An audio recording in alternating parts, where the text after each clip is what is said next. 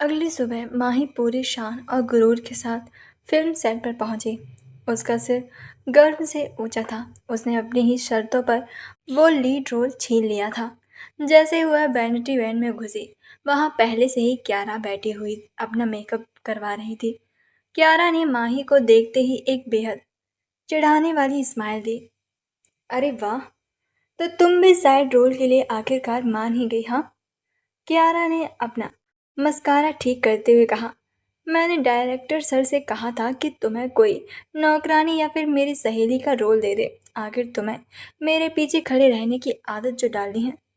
माही ने अपना बैग सोफे पर पटका और एक बेहद मीठी लेकिन तीखी मुस्कान के साथ कियारा की तरफ देखा। तुम्हारी इसी गलत फहमी पर तो मुझे तरस आता है कियारा। माही ने उसके बिल्कुल पास आकर शीशे में खुद को निहारते हुए कहा। जाकर अपनी स्क्रिप्ट दोबारा पढ़ो। मैं तुम्हारी सहेली नहीं, इस फिल्म की मेल लीड हीरोइन हूँ। और तुम इस फिल्म में मेरी वो जली बुनी सौंतन हो जिसे आखिर में हीरो धक्के मारकर निकाल देता है। वैसे रियल लाइफ में भी तुम पर यही रोल लगता है ना? क्यारा का मुंह खुला का खुला रह गया। तुम तुम झूठ बोल रही हो। लीड रोल तो मुझे मिलने वाला था और हीरो तो वरुण है। तो तुम्हारे जैसे आउटसाइडर के साथ काम नहीं करेगा। इससे पहले कि कियारा और हंगामा करती, असिस्टेंट डायरेक्टर ने दरवाज़ा खटखटाया। मैम, डायरेक्टर सर आप दोनों को सेट पर बुला रहे हैं। हीरो की एंट्री हो चुकी है और एक बहुत बड़ा बदलाव आया है। माही ने कियारा को एक विनर वाली स्माइल दी और स्वैग से बाहर निकल गई। लेकिन जैसे ही वह सेट पर पहुंची, उसके पैरों तले जैसे जमीन खिसक गई। वहां का नजारा देखकर उसका सारा गुरूर, सारी खुशी एक सेकंड में हवा हो गई। सेट पर वरुण नहीं था। डायरेक्टर और पूरी क्रू जिसके सामने हाथ बांधे खड़ी थी, वो इंसान काले रंग की डायमंड और बेहद कड़क लेदर जैकेट पहने हुए कुर्सी पर बैठा था। उसकी आंखों में काले रंग के चश्मे थे और उसके चेहरे पर वो दुनिया का सबसे खूंखार और घमंडी एटीट्यूड था। अर्थव माही की सांसें गले में अटक गईं। वो यहाँ क्या कर रहा है? तभी डायरेक्टर ने माइक पर अनाउंस किया, पूरी टीम ध्यान दें। वरुण के कुछ पर्सनल इश्यूज वजह से ये फिल्म वो नहीं कर पाएगा और हमारे लिए बहुत बड़े सम्मान की बात है कि हमारे प्रोड्यूसर और देश के सबसे बड़े सुपरस्टार अर्थव सर खुद इस फिल्म में मेन लीड प्ले करेंगे। पूरे सेट पर तालियां बजने लगी। माही का दिमाग सुन्न हो गया था। उसने गुस्से से अपनी मुट्ठियां भींच ली। तभी अर्थव ने अपना चश्मा उतारा और सीधा माही की आंखों में देखा। उसके होठों पर एक बेहद शैतानी और खतरनाक मुस्कान आ गई थी। माही तेज कदमों से चलते हुए अर्थव के पास आई। सेट पर बहुत शोर था, इसीलिए किसी ने उन दोनों को नहीं सुना। ये क्या बदतमीजी है? माही ने दांत पीसते हुए फुसफुसाकर कहा। तुम यहाँ हीरो बनकर क्यों खुद आ रहे हो, हाँ? अर्थव ने बहुत ही आराम से अपनी कुर्सी पीछे झुकते हुए कहा। डार्लिंग, तुमने कल रात मुझे ब्लैकमेल करके फिल्म का लीड रोल मांगा था। ये तो नहीं कहा था कि हीरो कौन होगा। अब तुमने मेरे साथ गेम खेला है तो रोल भी तो मैं ही सेट करूँगा ना। मुझे लगा कि मैं अपनी पहली सस्ती स्ट्रगलर बीवी को किसी और हीरो के साथ रोमांस कैसे करने दे सकता हूँ। तो मैंने वरुण का कॉन्ट्रैक्ट कैंसिल कर दिया। तुम एक नंबर के धोखेबाज हो। और माही कुछ और कहती तभी पीछे से एक बेहद इरिटेटिंग आवाज आई। ओह माय गॉड, अर्थव सर! कियारा लगभग दौड़ते हुई आई और उसने अर्थव के कंधे पर हाथ रख दिए। उसकी आंखों में ऐसे दिल बन रहे थे जैसे वो अभी अर्थव को खा जाएगी। मैं बता नहीं सकती मैं कितनी बड़ी फ़ैन हूँ आपकी। आपके साथ स्क्रीन शेयर करना मेरे लिए जैसे सपने जैसा है। अर्थव ने माही को जलाने के लिए कियारा की तरफ एक बेहद चार्मिंग स्माइल पास की। थैंक यू कियारा, मैंने तुम्हारा काम देखा है। तुम बहुत टैलेंटेड हो। ये सुनते ही कियारा तो जैसे सातवें आसमान पर पहुंच गई। वो अर्थव के और करीब आ गई और लगभग उससे चिपकते हुए बोली। सर, मुझे कुछ सीन्स में आपकी मदद चाहिए थी। क्या हम आपकी वैनिटी में बैठकर स्क्रिप्ट पढ़ सकते हैं? माही जो अब तक गुस्से में थी, अचानक उसके दिल में एक अजीब सी चुभन हुई। बचपन से लेकर आज तक अर्थव ने कभी किसी लड़की को इतने प्यार से नहीं देखा था और कियारा का इस तरह अर्थव को छूना माही के अंदर एक भयंकर जलन पैदा कर रहा था। वो दर्द, वो बचपन का अनकहा प्यार जो वो हमेशा छिपाती थी, वो इस वक्त उसकी आंखों में झलकने लगा था। लेकिन माही वो लड़की नहीं थी जो कोने में जाकर रोए। उसने अपने दर्द को अपने तीखे गुरूर और कॉमेडी के पीछे छिपा लिया। माही ने क्यारा को ऐसे घूरा जैसे कोई गंदी चीज़ देख ली हो, और फिर ताली बजाते हुए बोली, वाह क्यारा, स्क्रिप्ट पढ़ने के लिए वैनिटी वैन। मुझे तो लगा था तुम सेट पर एक्टिंग करने आती हो, लाइन मारनी नहीं। वैसे संभल कर। और तब सर को सस्ती और चिपचिपी चीज़ें बिल्कुल भी पसंद नहीं हैं। उनके कपड़े गंदे हो जाएंगे। कियारा का चेहरा शर्म और गुस्से से लाल हो गया। तुम अपनी औकात में रहो श्रेया। तुम होती कौन हो बीच में बोलने वाली? मैं इस फिल्म की हीरोइन हूँ। माही ने अर्थव की आंखों में सीधा घूरते हुए कहा। और मुझे अपने हीरो के आसपास प्रदूषण बिल्कुल पसंद नहीं है। अर्थव को माही की आंखों में वो जलन साफ दिख रही थी। उसे अंदर ही अंदर बहुत मजा भी आ रहा था कि माही को फर्क पड़ रहा है, लेकिन उसका ईगो उसे ये मानने से रोक रहा था। हेलो मिश्रिया, आपको बीच में बोलने के लिए किसने कहा है? हाँ, अर्थव ने क्यारा को सपोर्ट करते हुए नाटक करते हुए कहा। क्यारा मेरी को स्टार है, और वैसे भी मुझे ऐसी लड़कियां बहुत पसंद हैं जो बिना किसी ड्रामे के अपना काम जानती हैं। माही के दिल पर यह बात किसी तीर की तरह लगी। उसने अपनी आंखों की नमी को पलकें झपकाकर सुखाया और एक बेहद खतरनाक स्माइल दी। अच्छा, तो फिर सर चलिए काम भी कर लेते हैं। माही ने स्क्रिप्ट का एक पन्ना हवा में लहराते हुए कहा। डायरेक्टर सर, पहला सीन कौन सा है? डायरेक्टर भागता हुआ आया। जी, पहला सीन आप दोनों का एक बहुत ही इंटेंस रोमांटिक क्लैश है, जहां आप दोनों एक दूसरे से नफरत करते हैं लेकिन फिर भी एक दूसरे के बिना रह नहीं पाते। इसमें अर्थव सर आपको दीवार से लगाकर। मुझे पता है सीन क्या है। अर्थव ने बीच में ही टोकते हुए अपनी लेदर जैकेट उतारी और अपनी शर्ट को स्लीव्स तक मोड़ने लगा। उसकी नज़रें एक पल के लिए माही से नहीं हटी थी। मैं पूरी तरीके से तैयार हूँ। देखते हैं हमारी मेल लीड हीरोइन में कितना दम है। माही भी पीछे हटने वाली नहीं थी। वो अर्थव के बिल्कुल करीब आई। उसके चेहरे पर कोई डर नहीं था। तैयार रहना सुपरस्टार, माही ने फुसफुसाते हुए कहा, क्योंकि इस सीन के बाद तुम्हें समझ आ जाएगा कि तुमने किस आग से पंगा लिया है। कैमरा रोल हुआ। सेट पर सन्नाटा छा गया। अर्थव और माही आमने सामने थे। ये सिर्फ एक्टिंग नहीं थी, ये उन दोनों के बीच की वो संगल जंग थी जिसमें प्यार, जलन, नफरत और ईगो सब कुछ दांव पर लगा हुआ था। और क्यारा मॉनिटर के पीछे खड़ी जलन से अपने ही नाखून चबा रही थी। सेट पर खामोशी छा गई थी। लाइट्स, कैमरा, क्रू मेंबर सब अपनी जगह पर तैयार खड़े थे। और तब प्रताप सिंह अपनी कुर्सी से उठा। कैमरे के सामने जाने से पहले उसका पूरा हाव भाव बदल चुका था। वो दुनिया के लिए वही पत्थर दिल, खामोश और खूंखार अर्थव था। क्यारा ने आगे बढ़कर उसे पानी की बोतल देनी चाहिए सर सीन से पहले, लेकिन अर्थव ने उसकी तरफ देखा तक नहीं। उसने बिना एक शब्द कहे बस अपने हाथ के एक ठंडे और कड़क इशारे से कियारा को रास्ते में हटने से मना कर दिया। कियारा की बेइज्जती देखकर माही को अंदर ही अंदर बहुत ही ज़्यादा सुकून महसूस हुआ था। अर्थव का ये उसूल था, दुनिया के लिए वो जितना खामोश और खूंखार रहता था, माही के लिए सामने आने से वो उतना ही बेकाबू हो जाता। Roll, sound, camera and action, director ने चिल्लाकर कहा। सीन शुरू हुआ। स्क्रिप्ट के मुताबिक हीरो को हीरोइन को रोककर उससे जवाब मांगना था, लेकिन कैमरे के सामने जो हुआ वो स्क्रिप्ट से बहुत ही आगे निकल चुका था।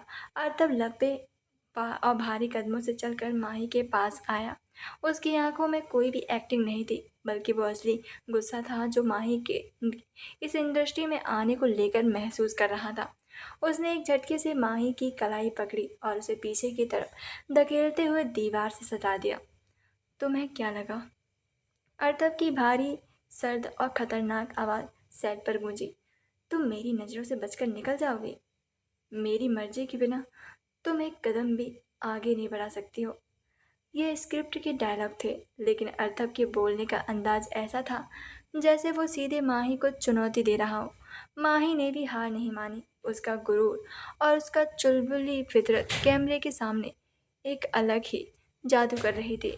उसने अर्थव की पकड़ से छुड़ाने का नाटक किया और बेहद तीखे अंदाज में उसकी आंखों में देखते हुए कहा, तुम्हारी नजरें हैं या फिर जेल की सलाखें। माही ने स्क्रिप्ट में अपना खुद का तड़का लगाते हुए डायलॉग बोला, वैसे भी मुझे घुटन वाली जगहों से सख्त नफरत है। और तुम्हें क्या लगता है, तुम्हारी इस झूठी ताकत से मैं डर जाऊंगी? अर्थव का जबड़ा कस गया। वो समझ गया कि माही लाइन से हटकर सीधे उसके ईगो पर वार कर रही है।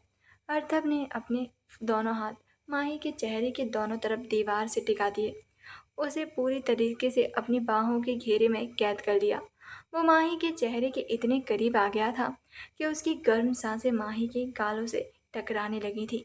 डायरेक्टर मॉनिटर के पीछे बैठा हैरान था। स्क्रिप्ट में इतना इंटेंस क्लोजअप नहीं था, लेकिन वो कट बोलने को गलती नहीं करना चाहता था। केमिस्ट्री इतनी भयंकर थी कि स्क्रिप्ट में आग लग रही थी। डरना तो तुम्हें चाहिए डार्लिंग, अर्थव ने बिल्कुल माही के होठों के पास फुसफुसाते हुए कहा। यह लाइन पूरी तरह से स्क्रिप्ट के बाहर थी और सिर्फ माही को सुनाई दे रही थी, क्योंकि ये सेट मेरा है और यहाँ जो मैं चाहूँगा वही होगा। माही के रोंगटे खड़े हो गए और अर्थव के इस पागलपन से उसकी धड़कनें तेज हो गई, लेकिन उसने अपनी आंखों में कोई डर नहीं आने दिया था। उसने बहुत ही नजाकत से अपनी उंगली अर्थव के सीने पर रखी और उसे हल्का सा पीछे धकेलते हुए उसी धीमी आवाज़ में जवाब दिया, और इस सेट की हीरोइन मैं हूँ। संभल कर मिस्टर सुपरस्टार। मुझे डराते डराते कहीं सच में प्यार ना हो जाए तुम्हें। माही की इस बेबाक बात ने अर्थव की आंखों में वो बचपन वाला जुनूनी तूफान ला दिया था। कैमरे के सामने खड़े होकर भी उन दोनों को दुनिया का कोई होश नहीं था। Cut cut, fantastic. डायरेक्टर की एक्साइटमेंट भरी आवाज़ गूंजी। माइंड ब्लोइंग सर, क्या सीन था। स्क्रिप्ट फट जाएगी इस केमिस्ट्री से। डायरेक्टर की आवाज़ सुनते ही अर्थव ने झटके से माही को छोड़ दिया। वो तुरंत अपने उसी पुराने और खामोश कोल्ड अवतार में वापस आ गया। उसने अपने शर्ट के कफ ठीक किए और क्यारा फिर से दौड़ती हुई आई। ओह माय गॉड अर्थव सर, क्या एक्टिंग थी आप तो। अर्थव ने बस एक शब्द और चुभती हुई नज़र क्यारा पर डाली। उसकी वो खामोशी घूरती हुई नज़र इतनी खौफनाक थी कि क्यारा के शब्द हलक में ही सूख गए और वो डर के मारे 2 कदम पीछे हट चुकी थी। अर्थव बिना किसी कुछ और कहे सीधे अपनी वैनिटी वैन की तरफ चला गया। कुछ मिनट बाद माही गुस्से से पैर पटकते हुए अर्थव की वैनिटी वैन में घुसी। उसने अंदर आते ही दरवाज़ा जोर से लॉक किया। अर्थव बहुत ही ज़्यादा आराम से सोफे पर बैठा अपने फ़ोन में कुछ देख रहा था। उसने माही की तरफ नज़र भी नहीं उठाई, जैसे ही उसे कोई फ़र्क ही न पड़ रहा हो। तुम्हें क्या लगता है, हाँ, तुम क्या कर रहे थे? माही ने अर्थव के हाथ से फ़ोन छीनकर साइड में फेंक दिया। अर्थव ने बहुत ही शांति से अपनी नजरें उठाईं और फिर माही की तमतमाते हुए चेहरे को देखा। मैं अपना काम कर रहा था, तुम अपना फ़ोन क्यों नहीं देखती? हाँ, शायद कोई ढंग का एक्सप्रेशन देना सीख जाओ। एक्सप्रेशन? माही गुस्से से फुफकारी। तुमने जानबूझकर मुझे इतनी ज़ोर से पकड़ा ना, मेरी कमर पर तुम्हारी उंगलियों के निशान पड़ गए हैं, जंगली इंसान। और वो डायलॉग के बीच में मुझे डराना। तुम कैमरा के सामने भी अपना ईगो नहीं छोड़ सकते, है ना? अर्थव के चेहरे पर एक बेहद हल्की लेकिन अट्रैक्टिव सी मुस्कान आ गई, जो दुनिया में सिर्फ और सिर्फ माँ ही देख सकती थी। वो अपनी जगह से उठा और धीरे धीरे माही की तरफ बढ़ा। गलती मेरी नहीं है माही, अर्थव ने अपने हाथ अपनी पैंट की जेब में डालते हुए बहुत ही कैजुअल अंदाज में कहा। गलती तुम्हारी है, तुम कैमरे के सामने भी मुझे उकसाने से बाज नहीं आती। और रही बात तुम्हारी कमर पकड़ने की, तो वैसे भी अपनी बीवी को छूने या पकड़ने के लिए मुझे किसी स्क्रिप्ट या फिर डायरेक्टर के परमिशन की ज़रूरत नहीं है। माही एक पल के लिए हक्की बक्की रह गई। बीवी? कल रात तो भरी मीडिया के सामने सस्ती स्ट्रगलर कह कर रहे थे तुम, हाँ, आज अचानक से बीवी याद आ गई। कल रात तुम मीडिया के सामने खड़ी थी और आज तुम मेरे वेंटी बैन में मेरे सामने खड़ी हो। अर्थव ने भी अपनी जेब में हाथ डालते हुए उसी के लहजे में जवाब दिया था। फिर एक झटके से उसने माही को अपनी तरफ खींच लिया। माही का चेहरा सीधे अर्थव के चौड़े सीने से टकराया। बाहर की दुनिया के लिए मैं जो भी हूँ माही। अर्थव की आवाज़ अब भारी और पजेसिव हो चुकी थी। लेकिन सच यही है कि तुम मेरी हो। तुमने ब्लैकमेल करके ये फ़िल्म तो ले ली है, लेकिन याद रखना, इस सेट पर अगर किसी और ने तुम्हें इस तरह से देखने की कोशिश भी की, जिस तरह से मैं तुम्हें देखता हूँ, तो मैं सेट पर ही उसकी आंखें निकाल लूँगा, समझी तुम? माही की सांसें तेज हो गईं। अर्थब की धड़कनें उसे साफ सुनाई दे रही थी। इस खड़ूस और घमंडी इंसान का ये हावी होने वाला प्यार हमेशा माही के दिमाग को सुन्न कर देता था। लेकिन माही भी कहाँ हार मानने वाली थी। उसने अर्थब के सीने पर हाथ रखकर खुद को थोड़ा दूर किया और एक बहुत ही नटखट और शरारती स्माइल दी। अरे वाह, इतनी जलन! माही ने अपने बाल झटकते हुए कहा। लेकिन अर्थव जी, स्क्रिप्ट के हिसाब से तो मुझे सेकंड मेल लीड के साथ हीरो के साथ भी रोमांस करना है। तब आप क्या करोगे? क्या पूरी फ़िल्म में सिर्फ़ खुद ही गुंडों की तरह मुझे दीवार से लगाते रहोगे, हाँ? अर्थव का चेहरा गुस्से से लाल हो गया। वो कुछ कहने ही वाला था कि माही ने बहुत ही चालू अंदाज में वैनिटी का दरवाज़ा खोला और फिर बाहर जाते पलटी। बाय द वे, शर्ट के ऊपर के 2 बटन खुले ही रखना। कैमरे पर अच्छे लगते हो। बाय हबी। माही ने एक आंख मारी और बाहर भाग गई। अर्थात दरवाजे के पास खड़ा रह गया। वो गुस्से में था, लेकिन माही की उस शरारत ने उसके खूंखार चेहरे पर एक हल्की सी मुस्कान छोड़ दी थी। वो दुनिया के लिए चाहे जितना भी खतरनाक और साइलेंट ज्वालामुखी हो, लेकिन माही का एक लौता हवा थी जो इस ज्वालामुखी को अपने हिसाब से कंट्रोल करना जानती थी। फिल्म के सेट पर कोई कमरा बंद नहीं होता था। यहाँ हर वक्त कम से कम 100 लोगों की नज़रें आप पर टिकी होती हैं। स्टॉप बॉय से लेकर लाइटमैन, मेकअप आर्टिस्ट और कैमरा क्रू के हर कोई चलता फिरता गॉसिप चैनल होता है। कोई हीरो किसके साथ कितनी देर बात कर रहा है, कौन सी हीरोइन किस पर लाइन मार रही है, ये बातें सेट से बाहर जाने में 2 मिनट नहीं लगाती। और तब इस बात को बहुत अच्छे से जानता था, इसीलिए सेट पर आते ही उसने अपने चेहरे पर वही पुराना खामोश और खूंखार एक्सप्रेशन ओढ़ लिया था। वो अपने प्रोड्यूसर वाले चेयर पर बैठा था और उसकी आंखें ब्लैक सीट थे। हाथ में एक कॉफ़ी का मग था। जो किसी फाल वह किसी से फालतू बात नहीं कर रहा था, लेकिन उसकी खामोश मौजूदगी पूरे सेट पर एक भारी दवा बनाने के लिए काफ़ी थी। आज का सीन बहुत खास था। माही का आर्यन के साथ एक अहम शूट होना था। आर्यन इंडस्ट्री का एक चॉकलेटी बॉय था जो फिल्म में सेकंड रोल प्ले कर रहा था। वो असल ज़िंदगी में काफ़ी फ्लर्टी और फ्रेंडली टाइप था। सीन की रिहर्सल चल रही थी। आर्यन माही के पास खड़ा था और उसे कुछ समझाते हुए हंस रहा था। माही भी उसकी बात पर खिलखिलाकर हंस पड़ी। अर्थव की कुर्सी मॉनिटर के ठीक पीछे थी और वह पीछे से ही उसकी नज़रें माही और आर्यन के ऊपर पड़ रही थी। जैसे ही उसने माही को आर्यन के साथ हंसते देखा, उसके हाथ में पकड़े कॉफ़ी का मग पर उसकी उंगलियां की पकड़ इतनी सख्त हो गई कि पोर सफ़ेद पड़ गए। उसका जबड़ा कस गया। वो बाहर से एकदम साइलेंट था, लेकिन अंदर से एक भयंकर ज्वालामुखी की तरह उबल रहा था। कियारा जो दूर खड़ी अपनी वैनिटी से ये सब देख रही थी, मौके का फ़ायदा उठाने आ गई थी। सर, कियारा ने अर्थव के पास आकर बहुत ही मीठी आवाज़ में कहा, देखिए ना, इस श्रेया को कोई तमीज़ ही नहीं है। यहाँ शूटिंग चल रही है और वो आर्यन के साथ फ्लर्ट करने में लगी है। नई लड़कियाँ ऐसी ही होती हैं, काम से ज़्यादा फोकस। क्यारा, अर्थव ने बिना अपनी नज़रें आर्यन और माही से हटाए एक बेहद शर्त और धीमी आवाज़ में कहा, जी सर। क्यारा खुश हो गई कि अर्थव उसकी बात सुन रहा है। अगर तुम अपने काम पर फोकस करने के बजाय सेट की गॉसिप में इतनी ही दिलचस्पी रखती हो।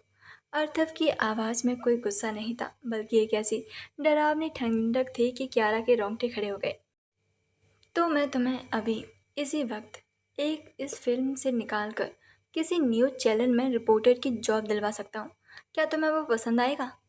कियारा का चेहरा शर्म और डर से पीला पड़ गया। सॉरी सर, वो बुदबुदाई और बिना एक सेकंड बर्बाद किए वहाँ से भाग गई। सेट पर मौजूद 2-4 असिस्टेंट डायरेक्टर्स ने ये देखा और समझ गए कि आज अर्थव सर का मूड बहुत खतरनाक है। Mic test. ओके, आर्यन और श्रेया पोजीशन लीजिए। डायरेक्टर ने आवाज़ लगाई। स्क्रिप्ट के हिसाब से इस सीन में आर्यन को माही के बहुत करीब आना था। उसके बालों को कान के पीछे करना था और फिर उसके कमर पर हाथ रखकर उसे अपनी तरफ खींचना था। जैसे ही कैमरा रोल हुआ, आर्यन ने अपने डायलॉग बोले और अपना हाथ माही की कमर की तरफ बढ़ाया। कट। डायरेक्टर से नहीं बल्कि मॉनिटर के पीछे बैठे हुए अर्थव ने अपनी भारी आवाज़ में कहा। पूरा सेट अचानक से फ्रीज हो गया। सुई गिरने की भी आवाज़ आ जाए इतना सन्नाटा आ गया था। अर्थव अपनी कुर्सी से उठा। उसने अपना गूगल उतारा और बहुत ही प्रोफेशनल लेकिन खतरनाक कदमों से सेट के बीचों बीच आया। डायरेक्टर से घबराता हुआ पास आया। क्या हुआ सर? आर्यन ने लाइन गलत बोली है क्या? नहीं।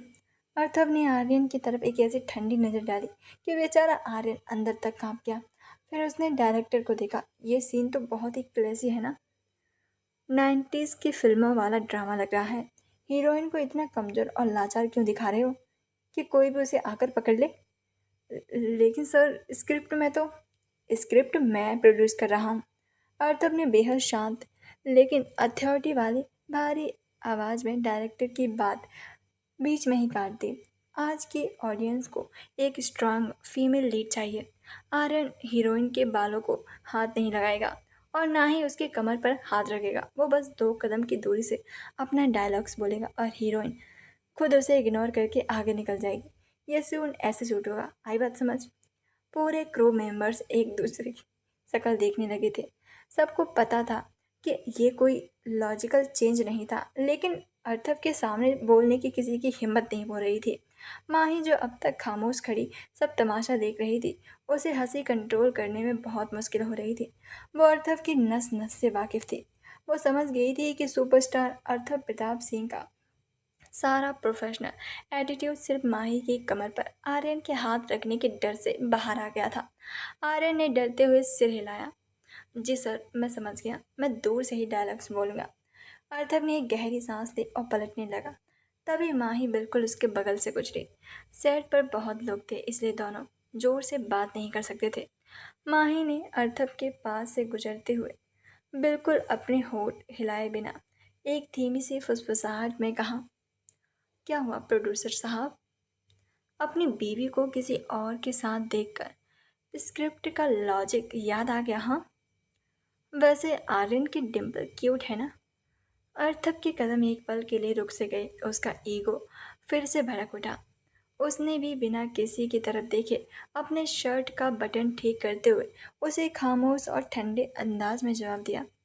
अगर आर्यन की डिम्पल्स उसे प्यारे लग रहे हैं ना, तो उसे कह देना तुमसे 2 फीट की दूरी बनाकर रखे, वरना मैं उसके वो डिम्पल्स हमेशा के लिए गायब कर दूंगा। और तुम ये जो आग से खेल रही हो ना, इसका अंजाम बहुत बुरा होगा।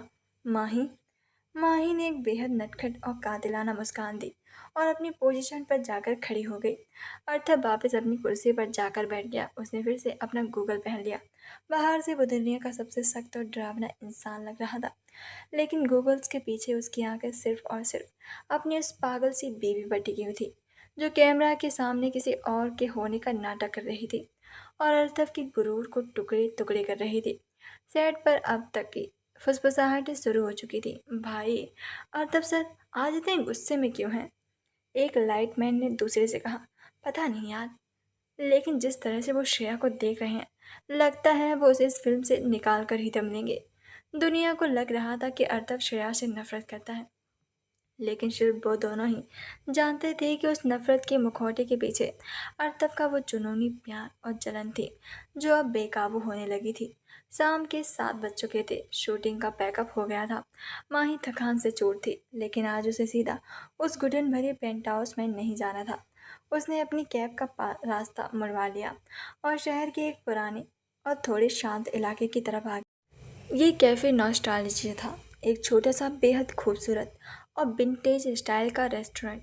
12 साल की उम्र में जब वो कोमा में गई थी, उससे पहले ये उसकी सबसे पसंदीदा जगह हुआ करती थी।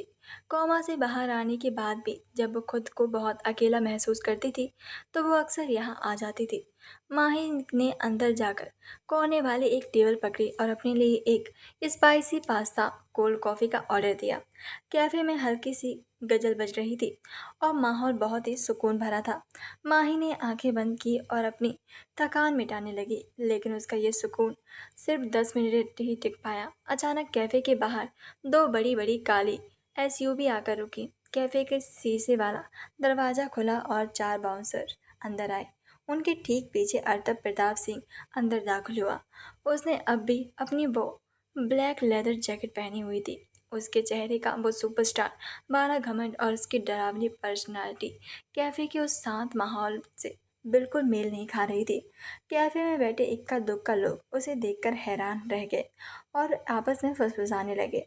अर्थव की नज़रें पूरे कैफे में घूमी और सीधे कोने में बैठी माही पर जाकर टिक गईं। वो लंबे और भारी कदमों से चलता हुआ माही की टेबल तक आया और बिना कुछ पूछे बिल्कुल उसके सामने वाली कुर्सी खींच कर बैठ गया। माही की ने अपनी आंखें खोली तो सामने अर्थव को देखकर उसका मुंह खुला का खुला रह गया। तुम तुम यहाँ क्या कर रहे हो? माही ने हैरानी भरी नज़रों से उसे देखा। क्या तुम मेरे पीछे पीछे आए हो? कोई जीपीएस ट्रैकर लगा रखा है क्या मुझ पर? अर्थव ने अपनी जैकेट उतारी और उसे बगल वाली कुर्सी पर डाल दिया। उसने अपनी शर्ट के ऊपर के दो बटन खोले और माही की तरफ एक बहुत ही शांत लेकिन तीखी नज़र डाली। मैं तुम्हारे पीछे आया हूँ। अर्थव ने टेबल पर रखी पानी की बोतल से अपने लिए पानी डालते हुए कहा। मेरे बॉडीगार्ड्स को पता होता है कि मेरी फिल्म की लीड एक्ट्रेस कहाँ जा रही है, और वैसे भी मुझे इस जगह की कॉफ़ी काफ़ी पसंद है। झूठ, माही ने मुंह बनाते हुए कहा। तुम्हें सिर्फ महंगी और कड़वी ब्लैक कॉफ़ी पसंद है। यहाँ तुम्हारे लेवल का कुछ नहीं मिलता, और प्लीज़ मुझे शांति से खाना खाने दो। मेरा दिन वैसे भी तुम्हारी वजह से बहुत ख़राब रहा है। तभी वेटर माही का पासा लेकर आया। वेटर अर्थव को देखकर नर्वस था। अर्थव ने वेटर को बिना देखे कहा, मेरे लिए एक ब्लैक कॉफ़ी बिना चीनी के। वेटर सिर हिलाकर चला गया। माही ने अपना पास्ता खाना शुरू किया। वो जानबूझकर अर्थव को इग्नोर कर रही थी, लेकिन अर्थव की वो खामोश और गहरी नज़रें लगातार उसके चेहरे पर टिकी थी। अर्थव को याद था कि बचपन में माही को ये जगह कितनी पसंद थी। वो जानता था कि आज भी माही जब उदास होती है तो यहीं आती है, लेकिन वो अपना ये केयर करने वाला रूप कभी नहीं दिखाना चाहता था। तुम्हें खाने की तमीज़ कभी नहीं आएगी ना? अर्थव ने अचानक ताना मारा। पास्ता खा रही हो या कोई जंग लड़ रही हो? हाँ, तुम्हारे होठों के किनारे सॉस लगा है। माही ने चिढ़कर अपना मुंह टिश्यू से पोंछा। तुम्हें क्या प्रॉब्लम है?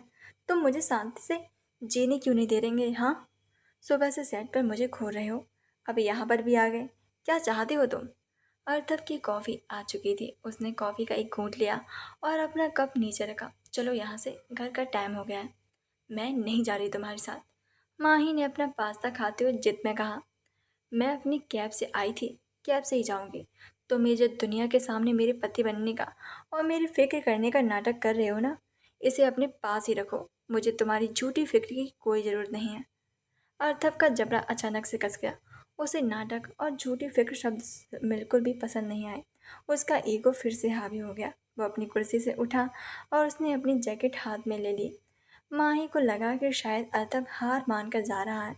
उसने राहत की सांस दी, लेकिन अगले ही पल अर्थव टेबल के उस पार से घूमकर माही के बिल्कुल पास आ गया।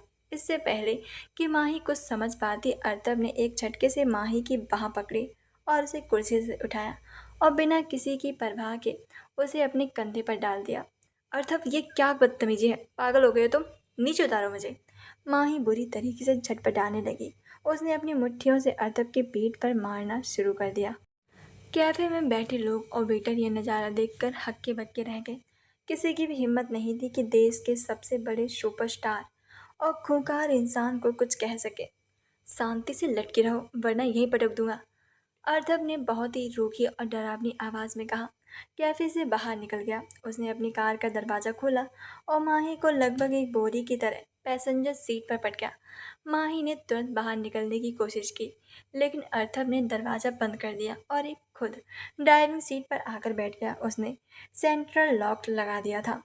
तुम्हें क्या लगता है तुम कोई गुंडे हो? हाँ, माही गुस्से से लाल हो चुकी थी। उसकी सांसें धोखनी की तरह चल रही थी। तुम मेरे साथ ऐसा बर्ताव कैसे कर सकते हो? मैंने कहा था ना, मैं खुद आ जाऊंगी। अर्थव ने कार स्टार्ट की और एक्सीलरेटर पर जोर से पैर रखा। कार हवा से बातें करने लगी। कार के अंदर का माहौल बहुत ही भारी और घुटन भरा था। चुप रहो माही। अर्थव ने स्टीयरिंग व्हील को इतनी जोर से पकड़ रखा था कि उसकी नसें तन गई थी। आर्यन के साथ माही को हंसते देखकर उसके अंदर जो जलन उबल रही थी, वो अब इस बंद कार में बाहर आने के लिए बेताब थी। मैं क्यों चुप रहूं? माही भी चिल्लाई। तुम हो कौन मुझे कंट्रोल करने वाले? हाँ, ना तुम मुझे अपनाते हो, ना मुझे मेरे हाल पर छोड़ते हो। तुम्हारा प्रॉब्लम क्या है अर्थव? तुम चाहते क्या हो मुझसे? अर्थव ने अचानक कार के ब्रेक पर इतनी जोर से पैर मारा कि कार एक झटके के साथ सुनसान सड़क के किनारे रुक गई। माही का शरीर आगे की तरफ झुका, लेकिन सीट बेल्ट ने उसे बचा लिया। क्या पागलपन है ये? माही कुछ और बोलती, लेकिन अर्थव ने सीट बेल्ट खोली और एक खूंखार शेर की तरह माही की तरफ झपटा। उसने एक हाथ से माही की दोनों कलाइयों को पकड़ा और दूसरे हाथ से माही की गर्दन के पीछे हाथ डालकर उसे अपनी तरफ खींचा। माही की आंखें फटी की फटी रह गई और अगले ही पल अर्थव के होंठ माही के होंठों पर थे। ये किस प्यार भरा नहीं था, इसमें भयंकर गुस्सा था। आर्यन को लेकर वो बेकाबू जलन थी और एक ऐसा अधिकार था जो माही को डरा रहा था। अर्थव उसे ये एहसास दिलाना चाहता था कि वो सिर्फ उसकी है। माही ने शुरू में बहुत विरोध किया।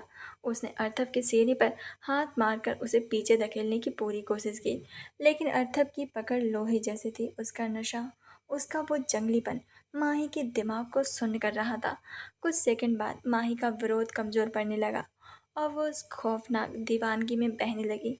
जब अर्थव को लगा कि माही के पास सांस लेने की भी जगह नहीं बची है, तब उसने बहुत ही धीरे से उसे छोड़ा, लेकिन वो अभी भी पीछे नहीं हटा। उसका चेहरा माही के चेहरे से बस इंच भर की दूरी पर था। दोनों की सांसें बहुत भारी थीं। कार के शीशों में धुंध छाने लगी थी। पागल हो गए हो तुम? माही ने हाँफते हुए अपनी कलाइयाँ छुड़ाईं। उसकी आंखों में गुस्सा था, लेकिन दिल के अंदर एक अजीब सी हलचल भी थी, जिसे वो खुद भी नहीं समझना चाहती थी। तुम ये सब क्यों कर रहे हो? जब तुम मुझसे नफरत करते हो तो ये सब क्या है?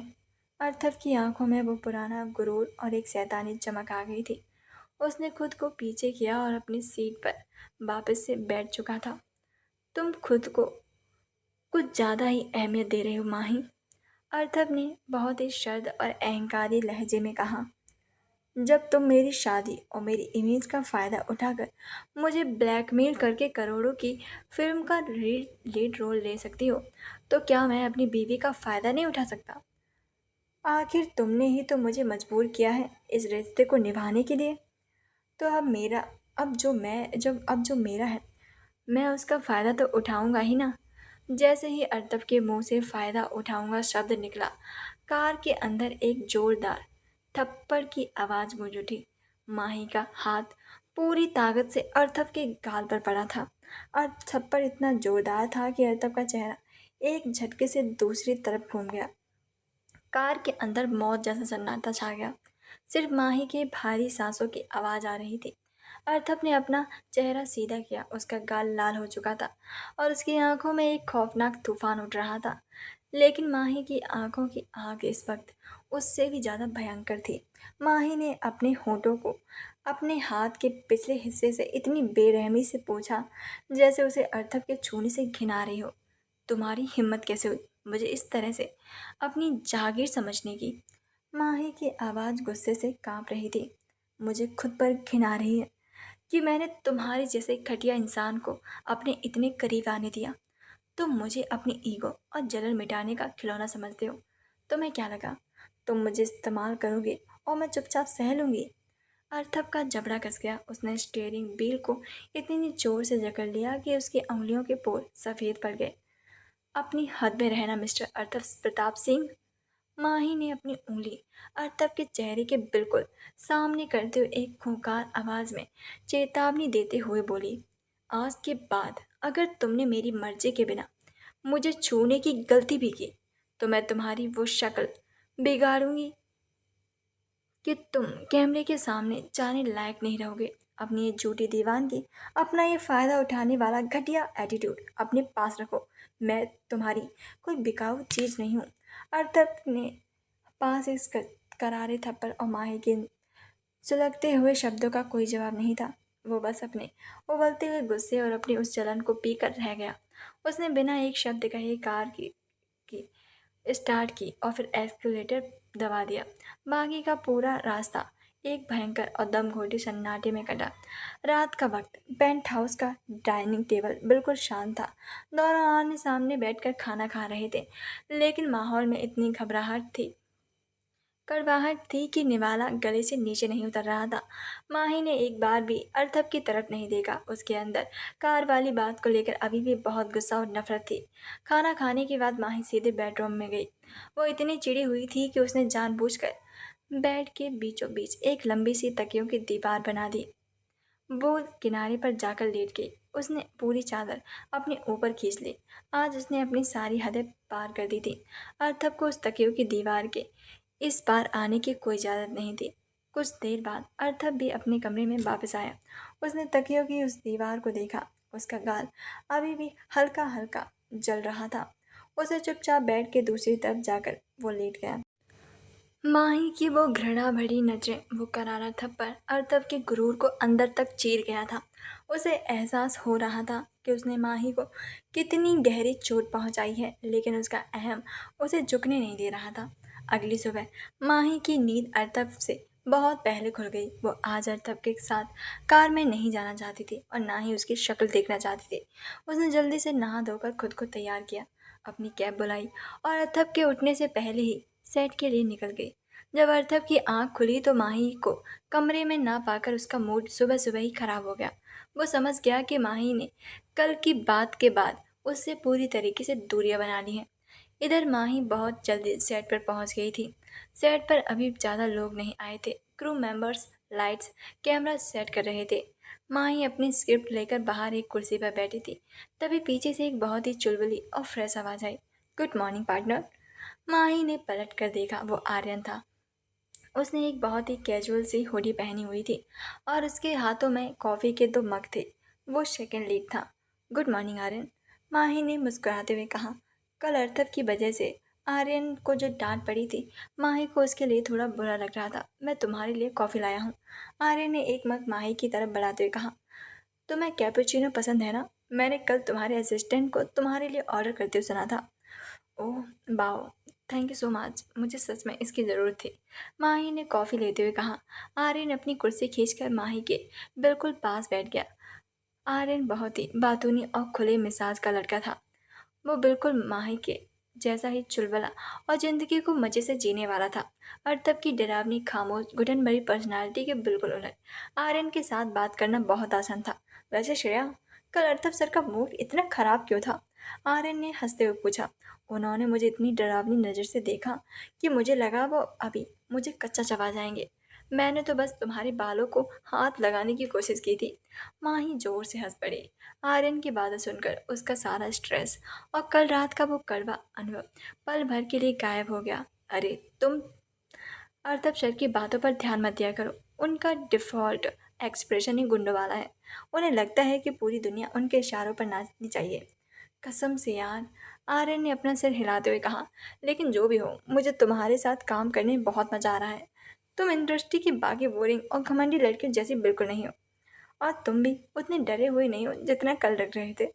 माही ने मजाक किया। दोनों कुछ देर इतने घुल मिल गए थे कि वो सेट पर सबसे अच्छे दोस्त बन गए।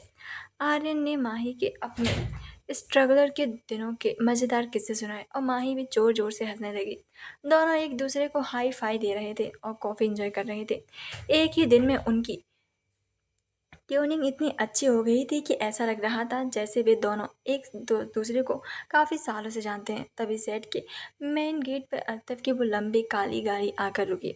अर्थव अपनी गाड़ी से बाहर निकला। उसने अपना गूगल पहना हुआ था, लेकिन जैसे ही उसकी नज़र सेट के उस कोने पर पड़ी जहाँ माही आर्यन बैठे हुए थे, उसके कदमों की रफ्तार अचानक से धीमी हो गई।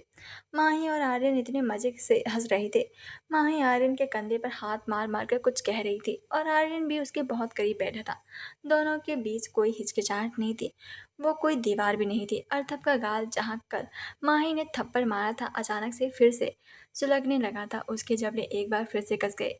गूगल के पीछे उसकी आंखें वो भयंकर तूफान उठने लगा जो किसी भी पल इस शहर को पूरी तरह तबाह कर सकता था।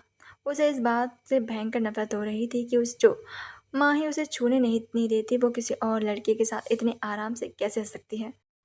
तुम आग से खेल रही हो माही, अर्थव ने अपने दांत पीसते हुए खुद से कहा। उसका वो खामोश ज्वालामुखी अब फटने की कगार पर पहुंच चुका था। लेकिन फिल्म का सेट किसी कांच के घर जैसा होता है जहां आप अपनी असली भावनाएं ज़्यादा देर तक छिपा नहीं सकते। अर्थव प्रताप सिंह इस बात को बहुत अच्छी तरीके से समझता था। वह जानता था कि अगर उसने आर्यन पर बेहिसाब कोई गुस्सा निकाला तो सेट पर तमाशा बन जाएगा और मीडिया में ये खबर आग की तरह फैल जाएगी कि सुपरस्टार अर्थव एक नए लड़के से जलता है। उसे अपनी छवि की बहुत परवाह थी, इसलिए उसने अपने उस खोलते हुए ज्वालामुखी को अपने सीने में ही दबा लिया। वह अपनी लंबी डरावनी चाल से चलता हुआ सेट के उस हिस्से की तरफ बढ़ा जहां माही और आर्यन बैठे थे। जैसे ही अतब करीब आया, सेट पर सन्नाटा छा गया। आर्यन ने तुरंत अपनी कुर्सी से उठकर सम्मान के साथ कहा, गुड मॉर्निंग सर। अर्थव ने आर्यन की तरफ एक बेहद शार्द और चुभती हुई नजर डाली, जैसे वह उसे अपनी नजरों से ही भस्म कर देना चाहता हो। फिर उसने आर्यन को पूरी तरह नजरअंदाज करते हुए अपनी नजरें माही पर टिका दी। वह इंतजार कर रहा था कि माही कम से कम उसे देखकर कुछ तो प्रतिक्रिया देगी, चाहे वह गुस्सा हो या ताना हो या फिर डर। लेकिन माही ने जो किया, उसने अर्थव के आसमान उस आसमान छूते गुरूर को एक झटके से जमीन पर लापटका था। माही ने अर्थव की तरफ एक नज़र भी नहीं देखा। वह ऐसे बर्ताव कर रही थी जैसे उसके सामने कोई खड़ा ही ना हो। उसने बहुत ही आराम से अपनी कॉफ़ी का घूंट लिया और आर्यन के देखकर एक प्यारी सी मुस्कान दी और बोली, आर्यन, चलो हम अपने सीन की रिहर्सल कर लेते हैं। मुझे लगता है हमें उस डायलॉग की टाइमिंग थोड़ी सी ठीक करनी होगी। ये कहकर माही अपनी कुर्सी से उठी और बिना एक सेकंड के लिए भी अर्थव की तरफ देखे उसके बिल्कुल बगल से गुजर गई। वह ऐसे गुजरी जैसे अर्तब कोई इंसान नहीं बल्कि सेट पर रखा कोई बेजान खंबा हो। अर्तब वहीं खड़ा रहा। उसका जबड़ा इतनी जोर से कस गया था कि उसके दांत किटकिटाने लगे। माही का वह करारा थप्पड़ कल रात उसके गाल पर था, लेकिन माही का ये नज़रअंदाज करना आज सीधा उसके वजूद पर लगा था। उसे किसी ने आज तक इस तरह अनदेखा नहीं किया था। शॉट रेडी है सर। डायरेक्टर ने दूर से ही आवाज़ लगाई। अर्थव ने एक गहरी सांस ली। अपने चेहरे पर वह पत्थर जैसा भाव उड़ा और कैमरे के सामने आ गया। आज का सीन एक तीखी बहस का था, जहां आर्यन को माही का बचाव करना था और अर्थव को उन दोनों पर हावी होना था। स्क्रिप्ट के मुताबिक अर्थव को गुस्से से माही के बहुत करीब जाना था और उसे डराना था। रोल, कैमरा और एक्शन। सीन शुरू हुआ। अर्थव अपनी जगह से चला। उसकी आंखों में वह असली गुस्सा और जलन थी जो वह आर्यन और माही को साथ देखकर महसूस कर रहा था। वह माही के बिल्कुल करीब आ गया। उसने अपनी स्क्रिप्ट वाली लाइन बहुत ही खूंखार आवाज़ में बोली, लेकिन उसके साथ ही उसने अपनी वो डरावनी और हावी होने वाली नज़र माही की आंखों में गड़ा दी। वह चाहता था कि माही कल रात की तरह डरे या कम से कम असहज हो जाए। लेकिन माही आज एक अलग ही मिट्टी की बनी थी। उसने अर्थव की उन सुलगती हुई नज़रों से देखा, लेकिन उसकी आंखों में कोई डर, कोई गुस्सा या फिर कोई पुरानी हलचल नहीं थी। उसकी आंखों में सिर्फ एक शून्य था, एक ऐसी ठंडक थी जिसने अर्थव को अंदर तक झकझोर दिया। माही ने बिल्कुल सदी हुई अदाकारा की तरह अपना डायलॉग बोला और बिना एक भी बार हकलाए, बिना एक भी बार अर्थव की उस खौफनाक खतरनाक ऑरा के आगे घुटने टेके। और सबसे बड़ा वार उसने तब किया जब स्क्रिप्ट के अनुसार आर्यन का हाथ पकड़ा था और अर्थव को पीछे छोड़ते हुए कैमरे के फ्रेम से बाहर निकल गए। कट। बहुत ही शानदार। डायरेक्टर ने ताली बजाते हुए कहा, श्रेया, तुम्हारे एक्सप्रेशंस बिल्कुल बेदाग थे और आर्यन, तुमने भी बहुत अच्छा सपोर्ट किया। अर्थव का खून खौल गया। वह आर्यन का हाथ माही के हाथ में बर्दाश्त नहीं कर पा रहा था। उसका ईगो बुरी तरीके से आहत हो चुका था। उसने जानबूझकर पूरे सेट के सामने माही को नीचा दिखाने की कोशिश की। मुझे नहीं लगता ये शॉट परफेक्ट था। अर्थव ने डायरेक्टर की तरफ मुड़ते हुए बहुत ही रूखी आवाज में कहा। श्रेया के एक्सप्रेशन में कोई भी डर ही नहीं था, जो कि होना चाहिए था। वह बहुत ही बनावटी लग रही थी। हमें एक और टेक लेना चाहिए। पूरे सेट पर खामोशी छा गई। सबको पता था कि माही ने बहुत ही बेहतरीन काम किया है, लेकिन प्रोड्यूसर और सुपरस्टार के आगे कोई क्या ही के बोलता। माही पर थी, वह बिल्कुल शांत थी। उसने अर्थव की आंखों में देखा और पूरे क्रू के सामने बहुत ही सलीके और प्रोफेशनल अंदाज में कहा, डायरेक्टर सर, क्या आपको मेरे एक्सप्रेशन में कोई कमी लगी? नहीं श्रेया, मुझे तो बहुत असली लगा। डायरेक्टर ने डरते डरते अर्थव को तरफ देखते हुए कहा, धन्यवाद सर। माही ने अर्थव की तरफ एक बेहद ठंडी और तिरस्कार भरी मुस्कान के साथ देखा। अर्थव सर, शायद आपकी आंखों पर आपकी पुरानी इमेज का चश्मा छड़ा हुआ है, इसीलिए आपको सब कुछ बनावटी लग रहा है। अगर डायरेक्टर को शॉट सही लगा है तो मुझे नहीं लगता कि मुझे किसी और से एक्टिंग सीखने की बहुत ज़रूरत है। आप अपनी एक्टिंग पर ध्यान दें तो ज़्यादा बेहतर रहेगा। यह सुनकर वहाँ मौजूद हर इंसान की सांसें अटक गई थी। क्यारा जो दूर खड़ी थी उसका भी मुंह खुला का खुला रह गया था। आज तक किसी ने अर्थव प्रताप सिंह से इस लहजे में बात करने की हिम्मत नहीं की थी। अर्थव की मुट्ठियां कस गईं, लेकिन वह कैमरे और 100 लोगों के सामने कुछ नहीं कह सकता था। पैकअप की तैयारी करो, अर्थव ने अपने दांत पीसते हुए डायरेक्टर से कहा और फिर तेजी से अपनी वैनिटी वैन की तरफ चला गया।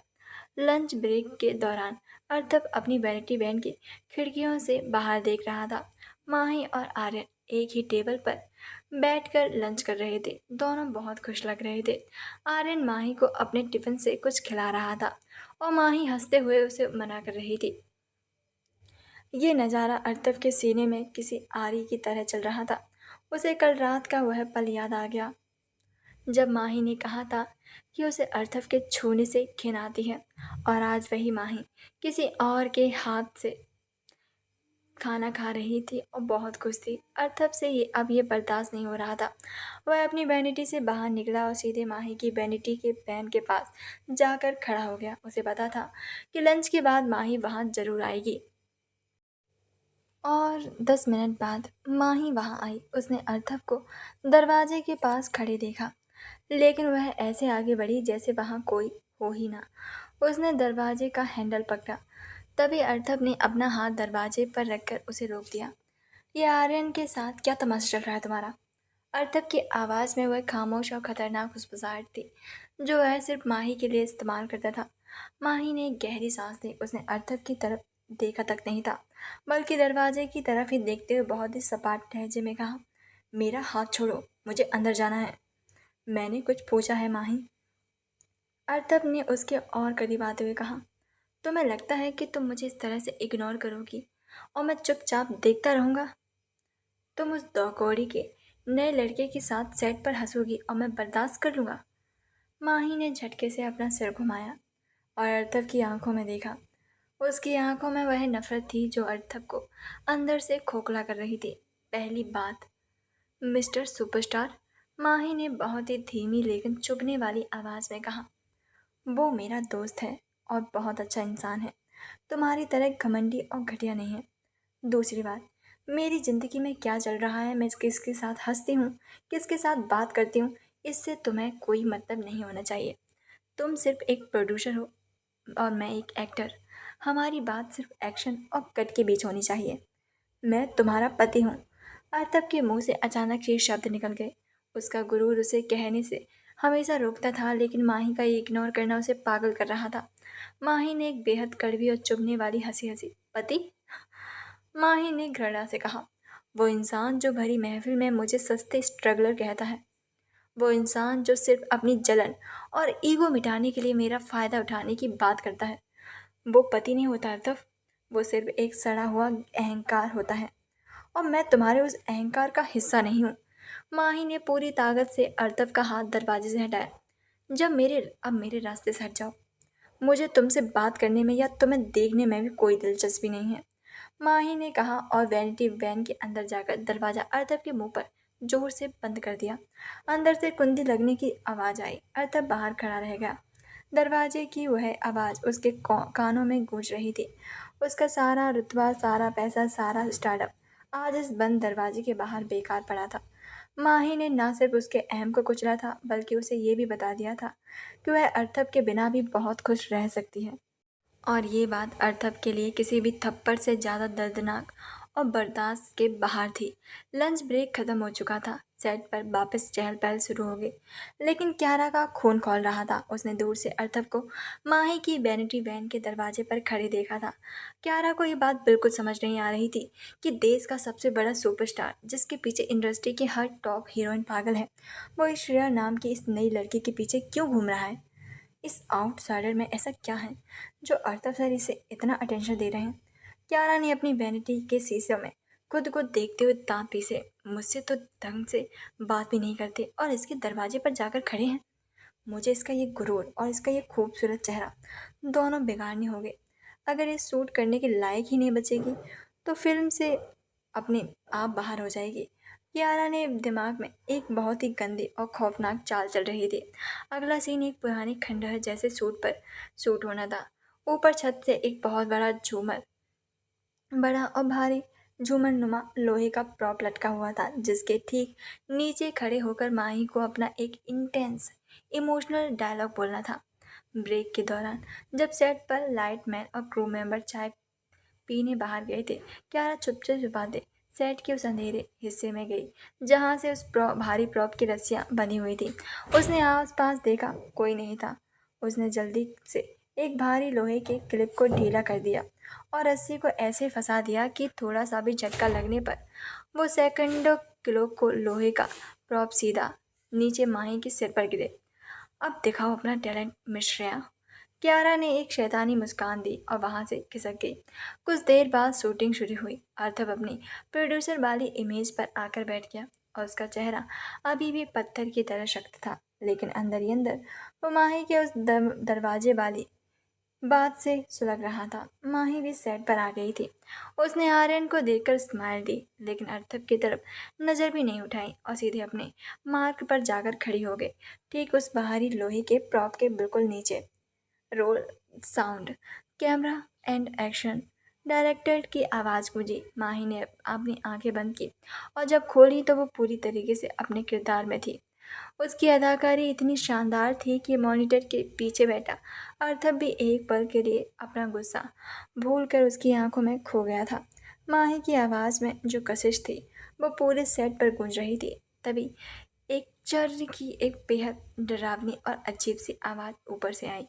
अर्थव, जिसके सेंसर्स किसी शिकारी की तरह तेज थे, उसका ध्यान तुरंत मॉनिटर से हटकर ऊपर उस छत की तरफ गया। उसने देखा कि वो भारी लोहे का प्रॉप तेजी से अपनी जगह से खिसक रहा है और उसकी रस्सी टूट रही है।